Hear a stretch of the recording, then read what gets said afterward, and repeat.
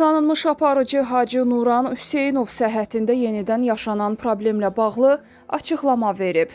O, xəstəliyin ikinci dəfə təkrarlandığını bildirib.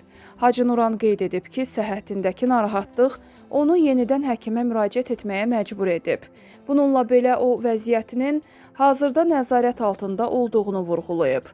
Qeyd edək ki, Hacı Nuran uzun müddətdir ağciyər xərçəngi xəstəliyindən əziyyət çəkir. Bu xəstəlik zamanı ağciyərində şiş aşkarlanıb və o, müxtəlif vaxtlarda Almaniyada və yerli klinikalarda müalicə alıb.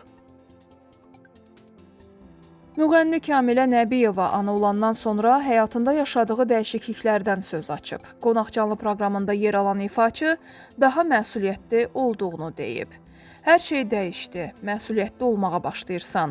Bu hisslər dildə deyiləcək deyil, o qədər dərin və mənalı olur ki, həyat insanın gözündə daha dəyərli olur. Qeyd edək ki, Kamilə ötən il prodüser Pərvin Fətəliyevlə ailə qurub.